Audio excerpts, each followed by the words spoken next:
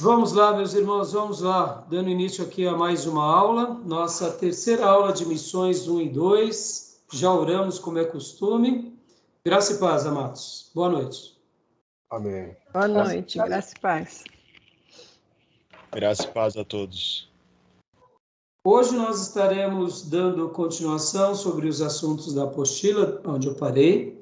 Hoje, a pauta de hoje será em especial Batalha Espiritual, e nós estaremos iniciando aquele livro Assim Está Escrito, e também a visão missionária da Bíblia. Mas, a partir de hoje, nós vamos trabalhar em especial naquele livro, tá bom? Então, como é costume, as nossas aulas são gravadas, para que a gente possa estar depois ruminando sobre esse tema e abençoando outras pessoas para que eles também conheçam mais sobre esse assunto e sobre esse material. Tá bom? Hoje eu estou aqui no novo formato, estou num outro lugar, em virtude do problema que deu no meu computador, eu tive que remanejar aqui, então hoje vai ficar um pouquinho diferente a nossa aula, mas a gente vai prosseguir. Tá bom, meus irmãos? Então vamos ler um texto bíblico, irmãos. Um texto bíblico que está em Lucas, capítulo 24, do versículo 46 ao 47. Eu quero ler com vocês.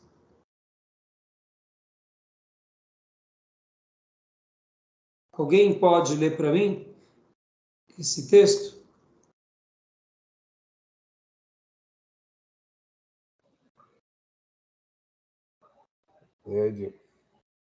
Lucas, capítulo de número 24, versículo de número 46 e 47. O autor do livro Assim Está Escrito, nosso querido irmão Henry Cornell Goerner, ele vai começar o seu livro fazendo a citação desse texto. Então, até mesmo em virtude da citação que ele faz, eu gostaria de estar lendo esses versículos. Posso ler? Por favor. Ele disse, assim está escrito, que o Cristo havia de padecer e ressuscitar dentre os mortos no terceiro dia, e em que em seu nome se pregasse arrependimento para a remissão de pecados a todas as nações, começando de Jerusalém. Amém.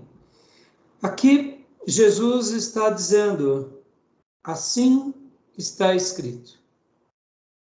Na minha versão diz, está escrito o que o Cristo haveria, e lhes disse, está escrito que o Cristo haveria de sofrer e ressuscitar. Mas na maioria das versões, principalmente as mais clássicas, dizem essa frase, assim está escrito. E o nosso querido irmão Henry Cornell Goerner, ele comenta que a proposta dele ao escrever esse livro, Assim Está Escrito, e fazer esse tratado de missões, e ele inclusive na sua obra, ele prestigia o seu mentor, ele prestigia um pastor que é o W.A. Carver, ele até coloca logo como uma dedicatória, meu amado professor, profeta e estadista do reino, que mais do que qualquer outro na sua geração tem discernido e exposto o tema da Bíblia. Então, na realidade, ao escrever esse livro com aspecto missionário, o motivo missionário nas Escrituras, assim está escrito, o nosso querido irmão Henry Cornell começa com essa citação. Ele faz essa defesa logo no seu prefácio, mostrando que o propósito dele é passar parte do que ele aprendeu com o seu professor. Parte daquilo que ele foi abençoado pelo W.A. Carver. Então ele quer deixar como um legado também a outras gerações. Por quê? Porque a Bíblia, do começo ao fim, falará do tema missionário. Falará do tema da evangelização. E principalmente missionário. Então, ele deixa isso claro aqui no início do livro dele, por essa razão eu quis ler. E também eu gostaria de ler o outro texto, que aqui essa citação se encontra quando Jesus aparece aos discípulos. Mas um pouquinho antes, Jesus também vai ao encontro de 2 discípulos que iam para Emaús, estavam no caminho de Emaús. E um deles se chamava Cleopas, o outro nós não temos o nome. Jesus também faz algo bem curioso. Leia para nós, Gil, o versículo de número 27. Aliás, leia do 25 ao 27, por favor.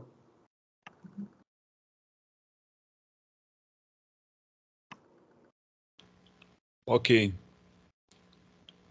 Então lhes disse Jesus: ó nécios e tardos de coração, para crer em tudo que os profetas disseram, porventura não convinha que o Cristo padecesse e entrasse em sua glória? E começando por Moisés, discorrendo por todos os profetas, expunha-lhes o que a seu respeito contava em todas as Escrituras. Ou seja, Jesus também faz um apanhado no Velho Testamento, em tese nas Escrituras. Ou seja, irmãos, podem ver que todo o ensino de Deus tem a ver com as Escrituras. Nada está sem essa conexão. As Escrituras são a base do ensino de Deus para todas as gerações. E as Escrituras é a base de missões. O motivo missionário da Bíblia poderíamos resumir que é a proclamação das Escrituras para todas as nações, para todos os povos, para todas as vidas. Quando essas pessoas forem ministradas pelas Escrituras, pelo poder de Deus, elas terão clareza da vontade de Deus sobre elas. Então, deixo aqui essa breve leitura e vamos, então, continuar trabalhando sobre os assuntos que nós tínhamos parado na última aula. Tá bom, meus irmãos? E agora aqui eu vou abrir para vocês aqui, só fazendo um acréscimo. Na semana passada, irmãos, eu fiz vários apontamentos, nós trabalhamos um pouco sobre alguns conceitos, algumas ideias, e deixa eu dizer uma coisa aqui para vocês, né? Sobre aquela frase que eu até mencionei da missionária Durvalina Barreto Bezerra, do Seminário Teológico Evangélico Betel Brasileiro, que todo coração sem Cristo é um campo missionário. E depois, quando eu falei com vocês sobre a necessidade de pregarmos, a urgência, mas ao mesmo tempo eu quis falar um pouco sobre aquela questão de tirar das tensões, e até mencionei sobre a igreja de Jerusalém, a igreja de Antioquia, falei um pouco sobre a igreja de Éfeso, na Turquia, mostrei que ao mesmo tempo, na história do cristianismo, grandes servos de Deus praticaram uma obra, como foi o caso do próprio Lutero, que ele foi uma pessoa importantíssima na obra missionária. No entanto, ele não foi um missionário propriamente dito. Ele foi ali um reformador, ele foi um teólogo, aonde ele, com as suas 95 teses, causa uma revolução. E, logo depois, ele traduzindo a Bíblia para o alemão. E mencionei um pouco também sobre que cada grande servo de Deus no passado, como era o caso de Calvino, eles acabavam ensinando a palavra e naturalmente o fruto que eles realizavam era uma obra especial, porque depois de deixar uma igreja sólida, uma igreja forte, aquela igreja acabava evangelizando o seu bairro, a sua cidade, o seu país, e esse evangelho chegava em outros povos. Fiz ali um apontamento na aula passada, mencionando sobre quem era mais importante, John Wesley e Whitefield ou os moravianos. E chegamos à conclusão que, assim como a igreja de Antioquia da Síria, ela teve uma projeção missionária maior do que a igreja de Jerusalém, não há maiores, não há melhores. O que há são vocações. A obra missionária na vida de uma pessoa é uma vocação. A obra missionária em uma comunidade de fé é uma vocação. Agora, toda igreja tem que ter esse coração missionário, esse coração evangelístico. Mas muitas vezes nós não podemos se enveredar para a obra missionária por vaidade, porque todo mundo está fazendo. Porque, como eu mencionei na última aula, Spurgeon era um pregador por excelência. Ele não foi um missionário, mas aí ele acabou fazendo uma obra de evangelização maravilhosa, tendo uma igreja forte e criando obreiros fortes e gerando e dando uma influência, inclusive teológica, de ministros, pregadores piedosos como ele. Logo, daquele trabalho de Spurgeon, mesmo ele nunca tendo saído, propriamente dito, do tabernáculo metropolitano, ele foi uma bênção na sua comunidade e ele acabou abraçando outras comunidades com o quê? Com o trabalho que ele fez. Então, na última aula nós trabalhamos um pouco sobre isso e eu quis tirar algumas tensões, quebrar alguns paradigmas, mostrando que muitas vezes nós temos assim um desejo muito grande de fazer algo e a gente acaba se perdendo um pouco em cima disso. Queremos tanto fazer algo, mas queremos tanto fazer algo que se esquecemos que, na realidade, quem vai operar na nossa vida é Deus, não somos nós mesmos. Então, eu fiz questão de trabalhar um pouco com os irmãos sobre essa questão, para quê? Para pontuar essa clareza com vocês, mostrando que nós, de fato, somos coadjuvantes, que Deus, na realidade, ele que é aquele que faz uma obra entre nós. É Deus quem realiza muitas coisas conosco. Nós não fazemos muitas coisas se não formos com o auxílio dele. E sobre a aula passada, né, eu quis, até quando eu falei um pouco também sobre a questão da Turquia e da igreja de Éfeso, eu quis concluir mostrando que é muito fácil a gente olhar para a igreja do passado e fazer críticas, onde eu até chamei de críticas covardes, dizendo que a igreja de Éfeso falhou, porque hoje lá na Turquia, o que existe muito lá é o quê? O mundo muçulmano, é a religião islã. Enquanto a gente muitas vezes está falhando aqui. É claro que a mensagem que nos fica, não só da Turquia, mas de muitos outros lugares, como na própria Europa, no próprio Estados Unidos, que foram berços da evangelização, foram berços de avivamento, e que hoje muitas vezes estão alguns países passando por decadências espirituais. Isso é uma chamada para que a gente reflita sobre isso, para que a gente não caia também nos mesmos erros. Mas quando eu mencionei sobre a covardia, era chamando a gente a refletir um pouco sobre é fácil criticarmos, é fácil fazer um apontamento dizendo que a igreja de Éfeso errou e erraram aqui, erraram acolá, enquanto a nossa igreja, como eu disse para vocês, muitas vezes é uma igreja tão melindrosa, é uma igreja que sofre de várias frentes, vários ataques e sofre internamente também.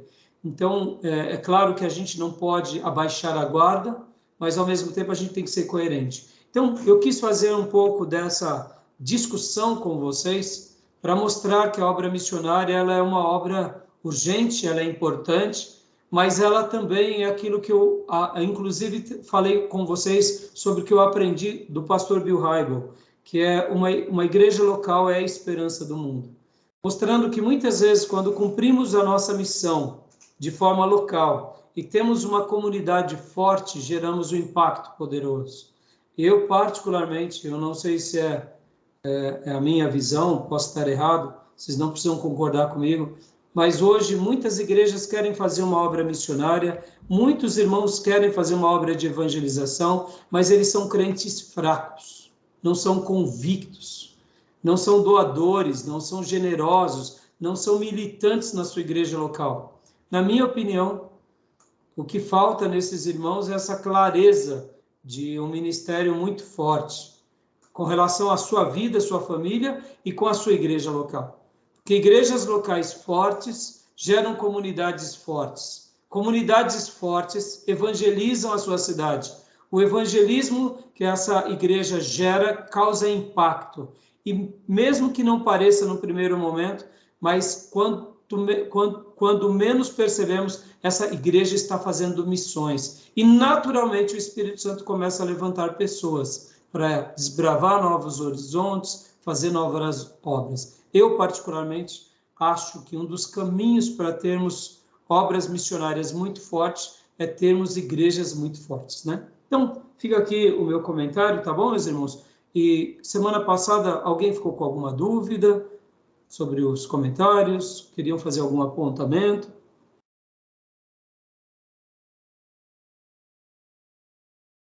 Não, pastor. Tranquilo. Júnior, pastor Johnny, irmã Cleusa? Não, pastor. Bom, como eu disse, irmãos, eu não quero aqui, com os meus apontamentos da semana passada, e porque eu sou um pastor, trabalhar com demérito, a urgência e o dever de missões. Não é isso. Não é isso. Eu quero ter o zelo, eu quero ter o cuidado, eu quero ter o princípio, e quero que realmente o coração dos irmãos estejam queimando sobre isso. Por isso que eu usei a frase da missionária Durvalina, que cada coração sem Cristo é uma obra missionária.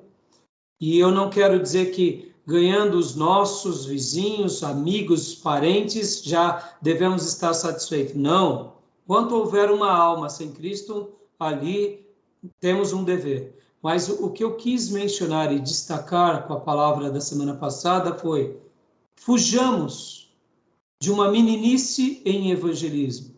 Fujamos de uma meninice em missões. Não sejamos impelidos às emoções, porque muitos, pelas emoções e pelo desejo de ser útil ao reino, começam a fazer muitas coisas, mas se esquece de ser fiel na sua casa. Se esquece de ser fiel na sua igreja. Eu me lembro de uma obreira que eu tinha na igreja, uma obreira muito piedosa.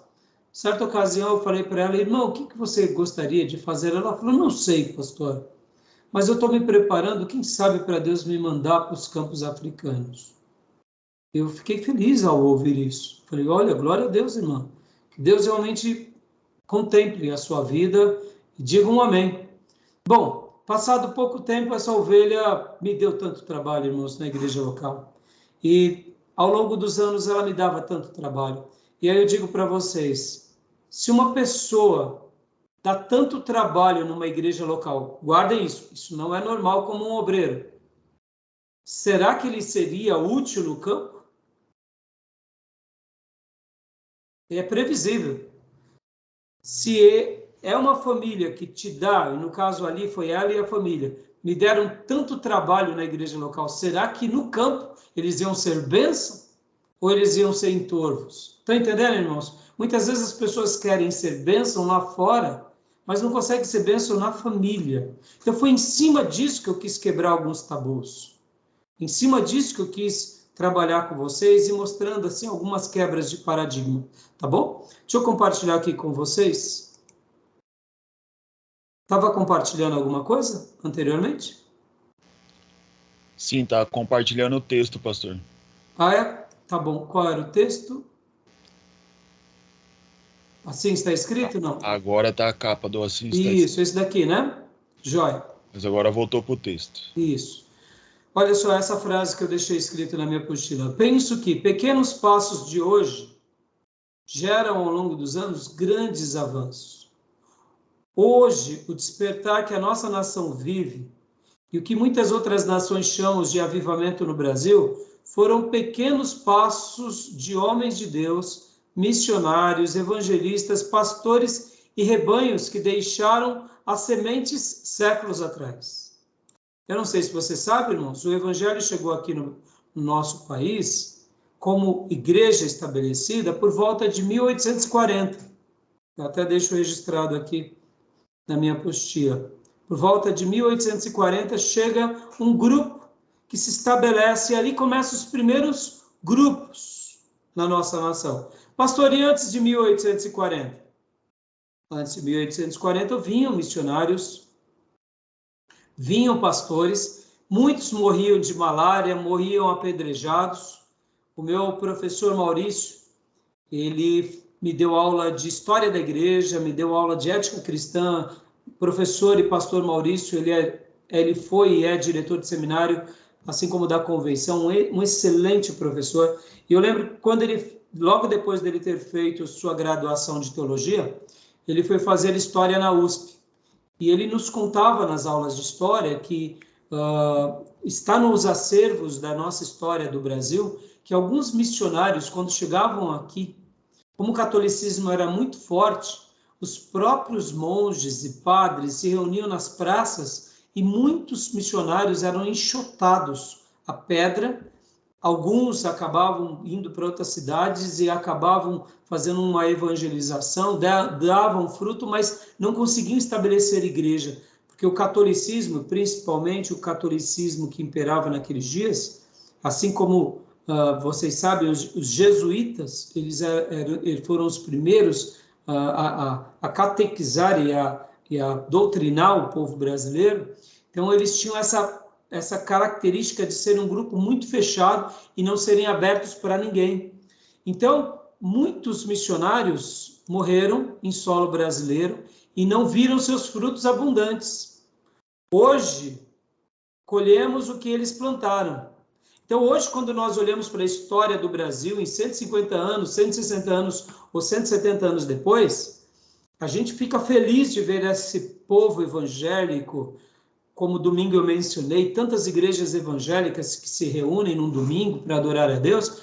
A gente está colhendo fruto da semente que os missionários lançaram, né? Então, essa igreja brasileira forte é fruto nosso ou foi fruto da semeadura deles? Eu creio que colhemos o que não plantamos. E o que os nossos filhos, na fé, colherão de nossas igrejas de hoje? Faço essa pergunta aqui para vocês, né? Então, eu não sei se vocês sabiam disso, mas a igreja brasileira, ela é uma igreja onde, de fato, ela começa por volta missionários luteranos, aí depois chegam os presbiterianos, chegam os batistas, os congregacionais, e ali por volta da virada do século, aí já tem vários grupos evangélicos espalhados na nossa nação. E aí, somente depois da virada do século XX, que a igreja começa a ter mais expressão no solo brasileiro. Mas percebam, passaram-se quase 60 anos como guetos. Só para vocês terem uma ideia, irmãos, os nossos irmãos do passado, quando morriam alguns irmãos nossos, os cemitérios não eram católicos, não se era possível enterrar os nossos mortos. Sabia disso? Dá para acreditar nisso? Que vocês não podem. Por isso que quando a gente pega algumas comunidades protestantes no sul, luteranas, eles são fechados, não era porque eles eram fechados, porque eles quiseram ficar ali fechado dentro das suas quatro paredes, era por quê? Porque eles não tinham acesso, muitas vezes, para enterrar os seus próprios mortos. Então, eles acabavam se reunindo como grupos para poderem ali criar suas comunidades, fazerem a manutenção da fé, ao mesmo tempo pregarem o evangelho para as outras pessoas, mas as dificuldades dos nossos irmãos no século XIX, no início do século XIX, na segunda metade do século XIX, foi muito difícil. Só no século XX que começou a ter algumas mudanças sobre isso. E aqui, pasmem vocês, sabem quem foi que nos ajudou muito como evangélicos para que os nossos mortos fossem enterrados, os nossos irmãos pudessem participar, muitas vezes, de uma atividade de cidadania? Sabe quem que ajudou muito o povo evangélico naquela época? Os católicos. Não, os católicos eram contra. O prefeito, geralmente, junto com o catolicismo, eles ficavam nos seus conchavos, como nós éramos a minoria. As religiões afro eram as minorias, sofriam todo tipo de perseguição. Isso não era só os protestantes e o grupo afro, os judeus, os muçulmanos, qualquer outro grupo, qualquer outra religião. Quem foi que ajudou, não só os protestantes, mas quem vocês acham que foi? É um grupo. Maçonaria. A maçonaria. A maçonaria começou a assumir brigas em virtude desses religiosos que não estavam tendo acesso. E começaram, então, a fazer o quê? Brigas na justiça, brigas com relação à religião, brigas, quando eu digo assim, debates, né? Ir ao prefeito, ir à vereança, falar, não é justo que isso aconteça. Irmãos, até recentemente, no México, eu tive a informação de uma família de missionários que uma filha de um casal missionário foi violentada e quando ela foi buscar tratamento no hospital no México, ela não pôde ser atendida porque ela era protestante. Isso tem poucos anos atrás. Dá para acreditar que hoje em dia isso acontece?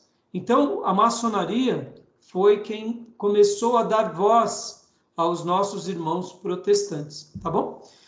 Então, agora, continuando aqui,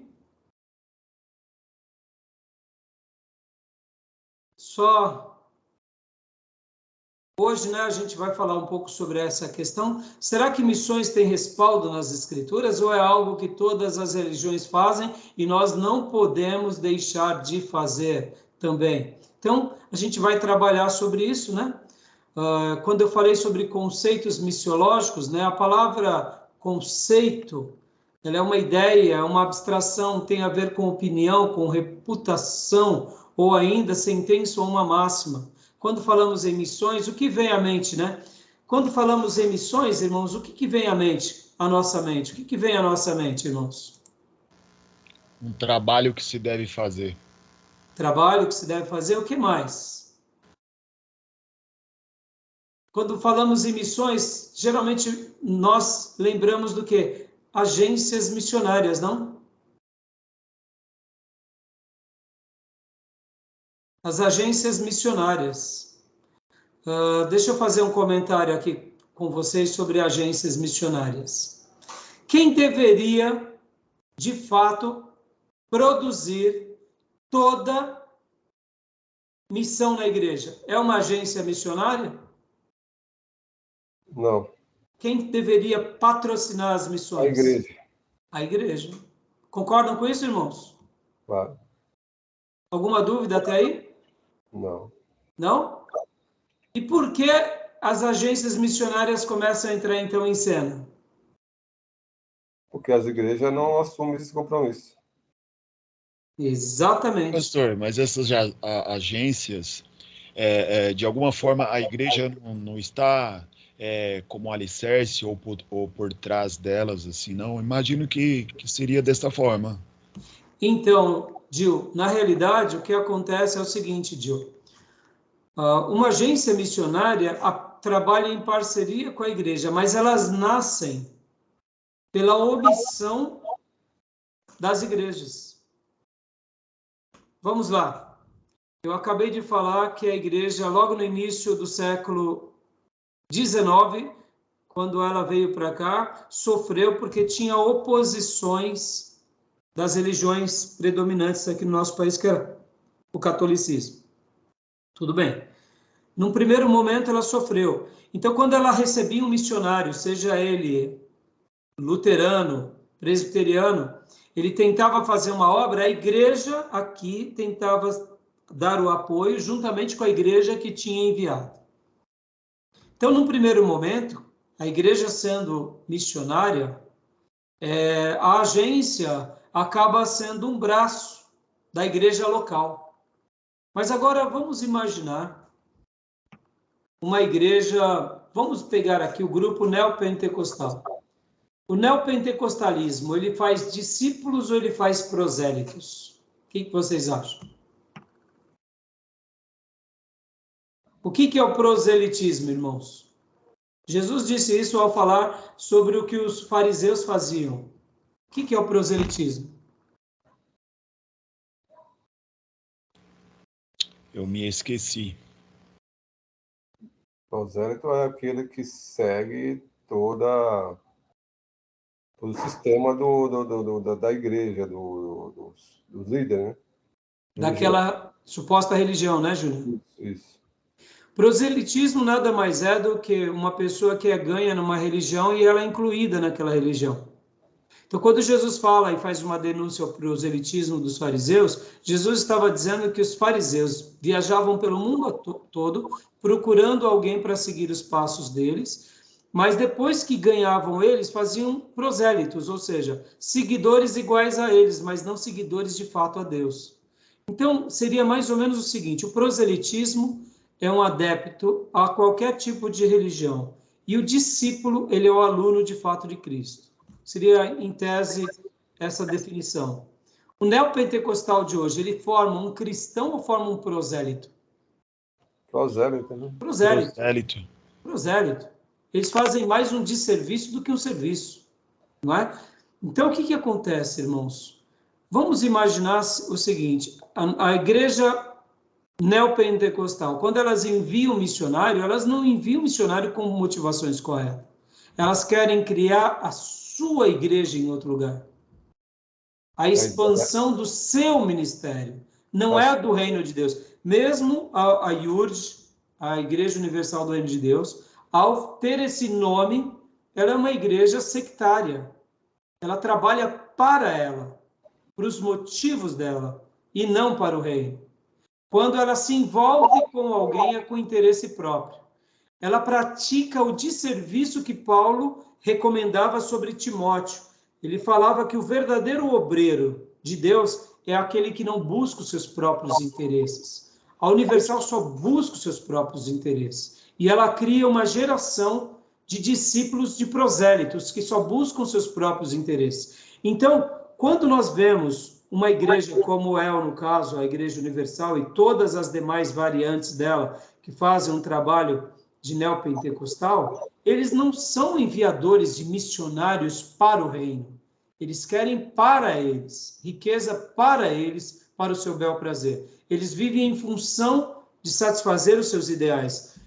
Logo, as agências missionárias, elas nascem em contextos assim. Pessoas dentro da igreja que se rebelam, aparentemente àquela estrutura, e falam, não, vamos ganhar pessoas para Cristo. Vamos ganhar pessoas para Deus. Vamos sustentar pessoas. Agora, percebam, irmãos, eu diria que as agências missionárias, elas acabam sendo algo que surge pela omissão da igreja. Mas, de fato, na história da igreja bíblica, a gente vai ver o seguinte, que quem envia missionário, de fato, é o quê? É a igreja. A gente vê isso aonde? Lá em Antioquia da Síria.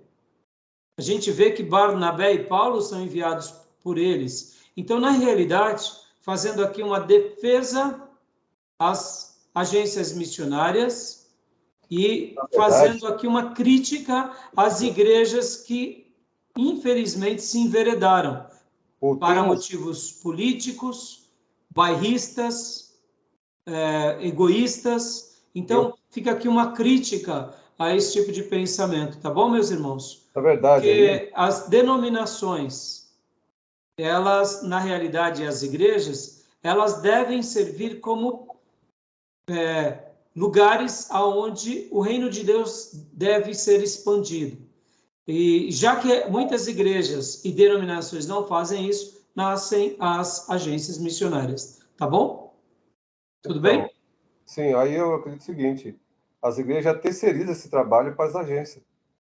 Sim, hoje elas acabam terceirizando, porque ficou aí onde entra, irmão Júnior e demais irmãos, as agências missionárias podem ter aquelas agências missionárias que se enveredaram por um caminho perigoso, pode, mais emotiva, mas temos muitas agências missionárias sérias, sim, que fazem um trabalho excelente. Então, as igrejas acabaram terceirizando. Então, nós entendemos que as agências missionárias acabam sendo uma permissão de Deus para o momento que a gente vive, tá bom? A logística, toda a infraestrutura, o ensino de transcultural, de preparar todo o missionário, talvez para a igreja fica muito inacessível. Então, ela terceirizou, exatamente. Então, as denominações e as igrejas deveriam fazer isso. Então, irmãos, guardem isso. Se uma igreja ela não faz um trabalho missionário, ela tem que ter o quê? Um coração missionário. E o coração missionário começa onde? Querendo ganhar os seus próprios amigos, familiares, o seu bairro, ou seja, fazendo aquilo que nós chamamos de obra de evangelização. Fazendo uma obra de evangelização, sendo uma igreja forte, que proclama o amor de Cristo e vai ganhando sempre mais um, trazendo para essa comunidade. E aí, quando Deus levantar os missionários, essa comunidade já está pronta para enviar esses candidatos. Por quê? Porque ela já vive esse amor de Cristo, tá bom? Tudo bem, meus irmãos? Tranquilo? Beleza? Então, meus irmãos, hoje a gente vai entrar aqui, agora na nossa segunda aula, uma segunda temática, que é a batalha espiritual. A batalha espiritual propriamente dito. Só um adendo do que você falou aí, Ah, sobre as neopentecostais e outras com a mesma linha. Eles querem expandir a igreja, não o reino de Deus, não o evangelho. exatamente. Ele quer expandir. E deixa eu até falar uma coisa aqui para vocês que é muito interessante, irmãos. Talvez vocês não tenham essa percepção, porque vocês não estão inseridos, né? Mas só para vocês terem uma ideia, toda pessoa que realmente tem visão de reino, a denominação e a igreja local, ela é colocada no devido lugar. Porque Deus e o seu reino vai acima de tudo. A palavra de Deus e o reino de Deus vai acima de tudo. E a igreja, pastor? Claro que a igreja é importante. E a denominação, pastor? E a placa? Claro que tudo isso é importante. Mas nós não priorizamos essas coisas. Por exemplo, irmãos, nosso seminário e todo seminário sério, visão de reino. Não é encher as fileiras da igreja local ou da denominação. É formar obreiros para o reino. Aonde? Aonde Deus os levar. Por isso que, por exemplo, eu amo ministros do reino. E eu tenho paura de ministros tribais. Eu não sei conviver com os tribais. Porque os tribais, eles são facciosos. E na hora em que eles estão agregando-se a nós, mais cedo ou mais tarde eles vão deixar de agregar. Por quê? Porque o que interessa para um tribal é o que eles vão ganhar. Não é, de fato, o que Deus vai ser glorificado. Então, assim como um seminário ele pode ser tribal, uma igreja pode ser tribal, uma denominação pode ser tribal, pode existir também até mesmo um trabalho missionário tribal. Mas eu digo, irmãos, o verdadeiro trabalho missionário é expandir o reino de Deus. É o princípio de Abraão que a gente vai aprender hoje. É ser bênção para todos os povos. Então, um verdadeiro missionário que ele é enviado de uma igreja, ele vai para o campo missionário, chegando lá, se ele ganha pessoas e ele pode colocar aquelas pessoas numa igreja local, mesmo que não seja a denominação dele, ele coloca. Por quê? Porque ele é agente do reino. Aí ele só vai estruturando seus trabalhos quando ele conseguir montar uma congregação da denominação que o envia, aí ele faz. Caso contrário, é comum os missionários irem para outros países, principalmente países que não têm um índice grande de cristãos, e lá naqueles lugares ele ganha uma família aqui, ganha uma família 5 quilômetros depois, ganha uma família 15 quilômetros, ou seja, essas famílias, muitas vezes, elas moram do lado de uma igreja parecida, uma igreja irmã, mas é pentecostal. O que o missionário faz? O missionário vai até aquela igreja e faz a ponte entre o pastor e aquela ovelha. Porque, irmãos, deixa eu dar um exemplo aqui do meu amigo que foi para o México. Lá no México, igreja de 100 membros, quando ele foi para Guadalajara, era muito grande. 100 membros era uma igreja muito grande. Só para vocês terem uma ideia, lá no México, nos dias que ele foi, o meu amigo Davi Boldon e a sua esposa, Esther, com seus filhos, só para vocês terem uma ideia, a filha mais velha dele foi morta por um grupo de narcotraficantes. Foi queimada, irmãos. A dor que essa família sentiu. Eu conheci a Estrela, eles vinham, dormiam na minha casa. Imagina, irmãos, você vai para o campo para proclamar o amor de Deus e, de repente, por situações com pessoas do narcotráfico, tentam fazer certas coisas e o missionário teve a sua postura e aí incendiaram a casa dele. Como a filha, essa Estrela, era surda, ela nasceu com essa deficiência, ela era especial, então ela não ouviu o barulho das pessoas gritando. Foi muito difícil. Então, só para vocês terem uma ideia, o Davi me contava que lá, quando você comprava um terreno e ia colocar em nome da igreja, o cartório de registro não te permitia, Porque os únicos no México e nas cidades que eles estavam, que era permitido ter alguma coisa, era a Igreja Católica. Então você tinha que colocar as coisas no nome do missionário ou no nome de alguém que estava lá para poder o trabalho ir crescendo e assim, irmãos, com muito, mas muita dificuldade. Então era comum uma igreja estar aqui e outra igreja estar a 20 quilômetros. Só para vocês terem uma ideia, nós estamos no Alto Tietê aqui, 20 quilômetros aqui da nossa igreja local é Mogi das Cruzes. Então pensa, muitas vezes você ganha uma pessoa que mora a 20 quilômetros, mas do lado da casa dele, ou no mesmo bairro, tem uma igreja. O que o missionário faz? Ele é do reino, irmãos. Agora, o neopentecostal é tribal. Ou você fica na igreja dele ou não fica em lugar nenhum. Estão entendendo, irmãos? Então, tudo bem até aí? E agora vamos trabalhar um pouco, meus irmãos, na batalha espiritual. E por que eu peguei esse assunto aqui? Porque, irmãos, nós não podemos falar de missões e esquecer que nós estamos fazendo o quê? Uma batalha espiritual. Eu quero ler agora com vocês 2 Coríntios 10, 3 e 4 e Efésios 6, 12. Leia para nós, Júnior, 2 Coríntios 10, do 3 e 4. E, Gil, leia para nós Efésios 6, 12.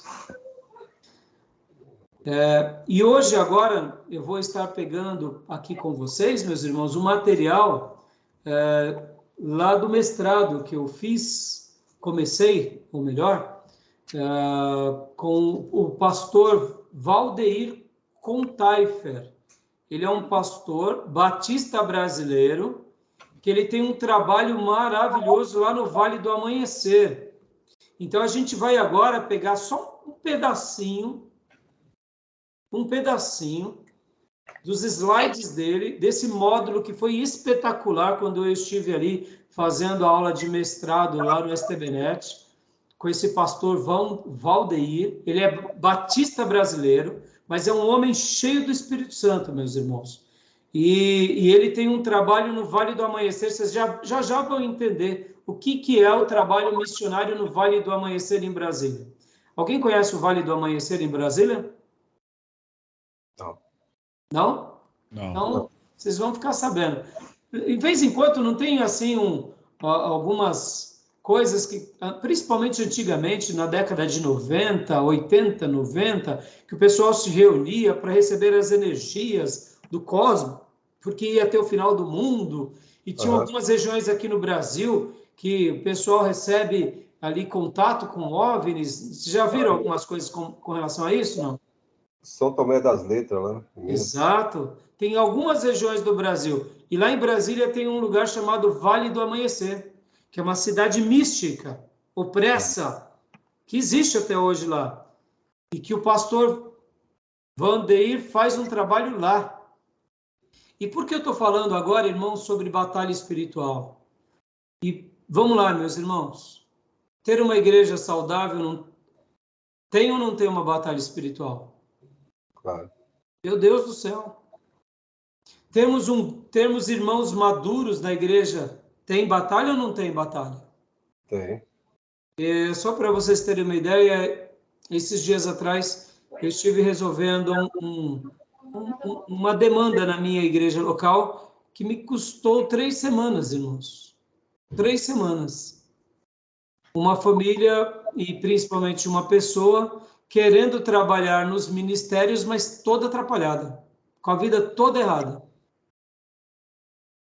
E ali, quando eu soube que ela estava querendo entrar, eu fiquei muito preocupado, porque a família dela não se posicionou. Ou seja, veio um problema no meu gabinete pastoral.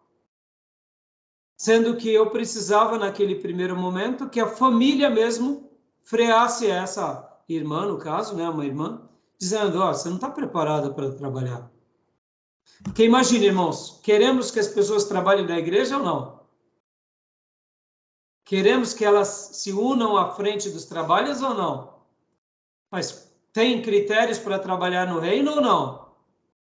Tem. Sem dúvida. Agora, chega uma pessoa que dá mau testemunho, faz um monte de coisa errada, se reconcilia com Deus do jeito da pessoa e continua fazendo um monte de coisa errada, e de repente vem e quer entrar nos ministérios. E aí? O que o pastor faz? Estão entendendo? Na maioria dos lugares, essa pessoa é muito bem-vinda. Passam a mão na cabeça dela e enfiam ela em algum ministério. Exatamente. Agora eu te digo, Gil, mas vamos imaginar que essa pessoa é de uma família, e é uma família também que trabalha bastante na igreja, mas ninguém da igreja freia essa pessoa. Ou seja, parece que agora o pastor vai ter um problema com a família. Estão entendendo? O que eu fiz? Guerra espiritual. Joelhos no chão. Joelhos no chão. Eu, minha esposa, e ali orando, pedindo, Senhor, vai à frente. Passei 3 semanas. Cheguei num irmão, que é um irmão muito consagrado, falei, meu irmão, me ajuda em oração, estou com um problema aqui. Não abri em parte, até porque ele já sabia da situação. E falei para ele, pastor, o que a gente vai fazer? Só orar. E ali começamos a orar. Graças a Deus, o Senhor agiu. No sábado passado, eu pude sentar com essa irmã e ali pôr em pratos limpos, ela aceitou toda a orientação, depois chamei parte da família e ainda estou chamando um por um da família ou os envolvidos. E a minha palavra com a família é, como vocês me permitem isso passar? Como vocês endossam e não falam nada? Ou seja, a família precisa ser forte, inclusive para dizer sim e para dizer não. Porque no momento em que a família não fala nada, a pessoa passa o primeiro estágio. E se o pastor vai e fala, e por acaso o pastor fala e a pessoa não compreende, ou tem alguém da família que apoia, pronto, está feito o barraco. Dentro da igreja para trabalhar para Jesus. É uma guerra espiritual ou não? Estão entendendo, irmãos? Isso é muito sério. Temos que ter critérios. Então, o que eu fiz? Orei muito e Deus agiu. Graças a Deus, essa irmã aceitou. E ali já estive falando com uma pessoa e estarei falando com outras pessoas. E graças a Deus as coisas estão, eu diria, 95% já resolvidas. Falta eu falar apenas com mais uma pessoa. Perceba, irmãos, guerra espiritual. Guerra espiritual, porque eu posso até mesmo estar certo, mas se eu falar da forma errada, pronto, a pessoa pode causar um problema. Perceba, irmãos, guerra espiritual. A gente não está brincando. Quando a gente faz igreja, a gente precisa de pessoas maduras. E quando a gente faz ministérios, a gente precisa de pessoas maduras e espirituosas. Quando a gente faz evangelismo, a gente precisa de pessoas mais maduras e mais espirituosas. E de missões, pelo amor de Deus, aí que o nível de espiritualidade, de maturidade tem que estar lá em cima. Por quê? Porque ele estará representando aquela comunidade local longe de nós. Então, leia para nós os textos, por gentileza, Júnior, por favor. 2 Coríntios 2, 10, 3 e 4. Porque andando na carne, não militamos segundo a carne, porque as armas da nossa milícia não são carnais, mas sim poderosas em Deus para destruição das fortalezas. Joia. Ou seja, nós estamos aqui, irmãos, mas a dinâmica de uma igreja local não tem nada a ver com uma empresa, não tem nada a ver com a política, não tem nada a ver com nada dessa terra. A dinâmica é espiritual e para a gente pregar uma mensagem, para a gente dirigir um grupo, para a gente ganhar um lar, podem ver que Jesus deixou uma instrução simples. Quando entrarem num lar, diga que a paz esteja nessa casa. Se lá existirem filhos da paz, a paz os achará, os encontrará. Se não, a paz não os encontrará. E se por acaso aquela cidade vos maltratar e os expulsar, sacuda a poeira do pó, da roupa e das sandálias, porque vocês estarão lavando as suas mãos. Fizeram o seu papel. Guerra espiritual. Estão entendendo, meus irmãos? Se isso ao nosso redor já é importante, imaginem fora. Tá bom, meus irmãos? Então, leia para nós agora, Gil, o seu texto de Efésios, que eu pedi, 6:12. Pastor, me permita contar um breve testemunho rapidinho, antes de ler? Pode contar. Em breve. Em meu trabalho em Jundiapeba, há alguns anos atrás, eu entrava em alguns lares lá, né? E certa vez, entrando em um lar pela primeira vez, o demônio se manifestou em uma pessoa da família lá, né? Pus o pé assim na casa, assim, ao entrar, a pessoa já caiu no meio da sala endemoniada. E o espírito maligno falou que queria matar a família do outro lar que eu estava fazendo o mesmo trabalho. E naquele momento eu percebi que o trabalho exigia mesmo assim uma guerra espiritual assim fora do comum. Foi naquele momento assim que eu comecei a levar mais a sério tudo que eu estava fazendo lá. E cai assim diretamente tudo isso que o pastor está falando aí agora, né? Exatamente. Inclusive esse texto que eu vou ler agora também. Exatamente, Gil, parabéns, você vê, Gil, graças a Deus, Gil, você não viu aquilo como, faz parte, não, irmãos, é batalha mesmo. E posso dizer que tem horas que nós não teremos essa dinâmica, né, de ver demônios, possessos, mas muitas vezes quando a gente tem um lar que é resistente ao evangelho, um lar que é hostil, então são demônios trabalhando também. E a gente está falando aqui no contexto, Gil, de igreja brasileira, que tem crente em tudo que é lugar. Agora imagine você, que nem meu amigo citado aqui, que saiu de São Paulo, que saiu de uma igreja lá na Vila Mariana, Igreja Batista do Povo, e foi lá para o México.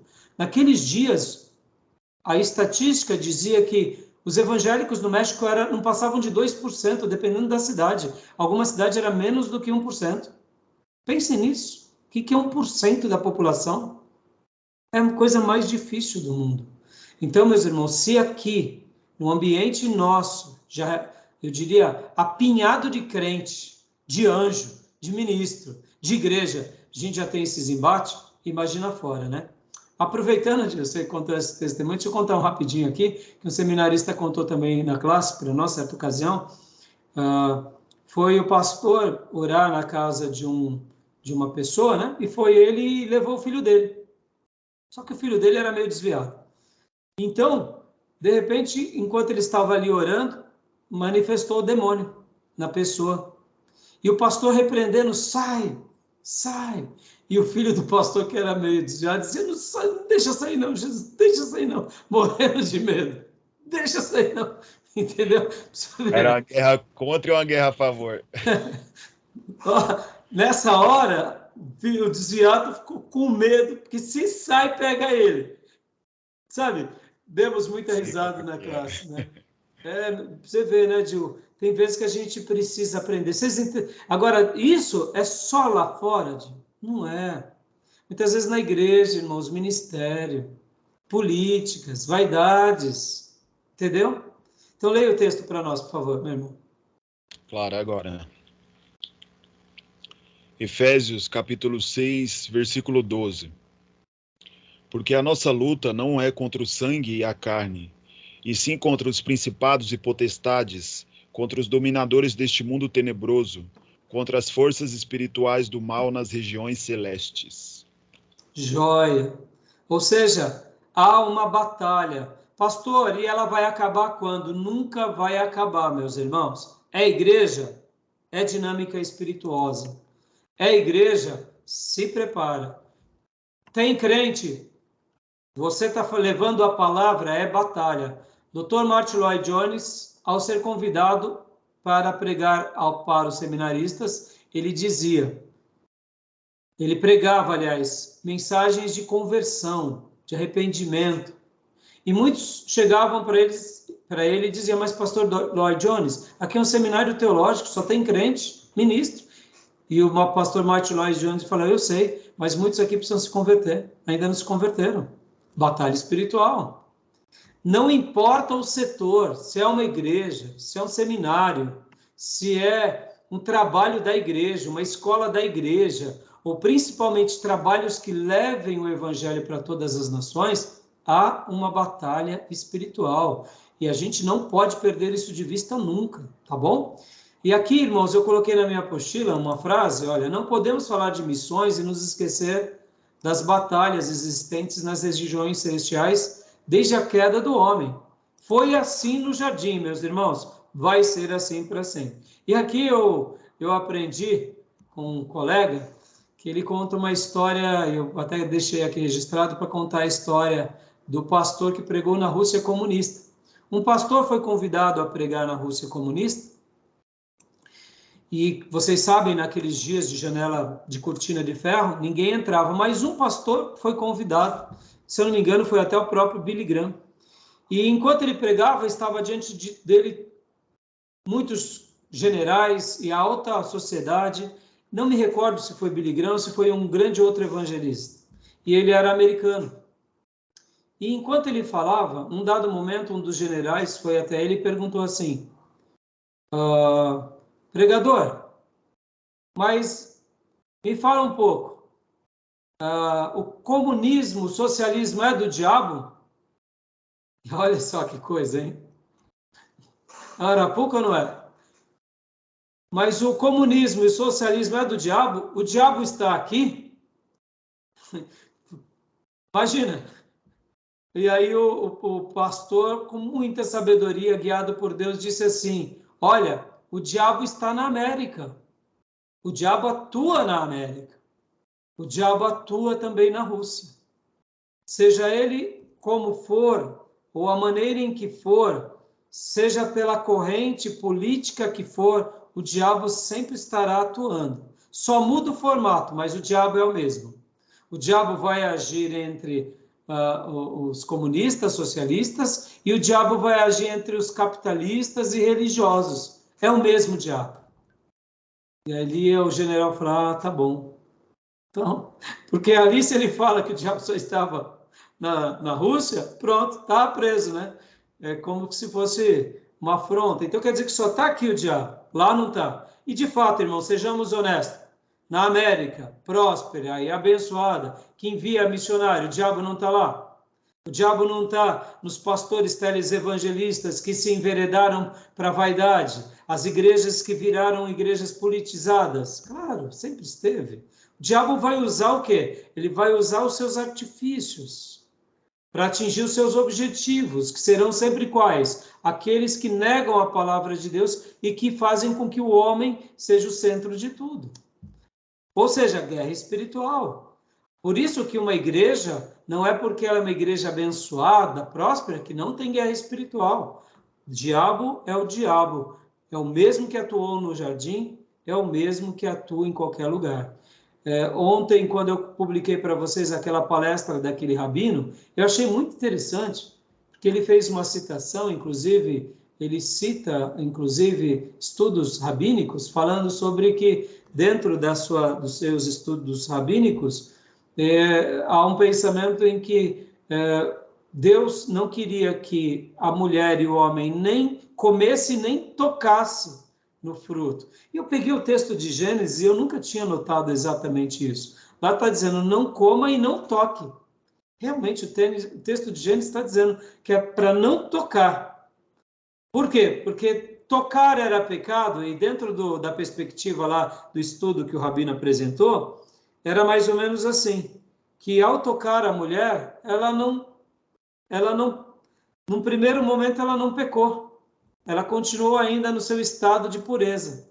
Mas no momento que ela come, aí veio o grande pecado. Mas não é que ela, ao tocar, não tinha pecado, mas ela não tinha sentido os efeitos do pecado. Eu achei muito interessante isso. Fiquei curioso, né, sobre essa ideia. O que eu quero dizer com isso, irmãos? Olha como o diabo ele é astuto.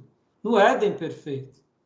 Ele consegue inflamar o coração do homem e da mulher para o quê? Para ser seduzido pelos olhos, pelo tato, pelo toque. E mesmo que o toque, num primeiro momento, não fosse aquele grande pecado, é aquele pecadinho só de ter tocado, só de ter ali massageado algo que era contra a vontade de Deus. Então, assim, eu achei bem interessante, eu nunca estudei isso a fundo, mas fica aqui uma citação, tá bom? Beleza, meus irmãos? Joia? E agora vamos abrir os slides. Aliás, está dando 1 hora, vou fechar aqui esse bloco. a gente vai abrir os slides a partir do segundo bloco, tá bom? Tudo bem? Ok. Então, vou encerrar aqui a nossa gravação agora, e assim a gente vai estar abrindo o bloco a partir do segunda parte, tá bom? Eu vou parar a gravação. Alguma pergunta, alguma dúvida? Não? Ok. Joia. Então, vou parar aqui.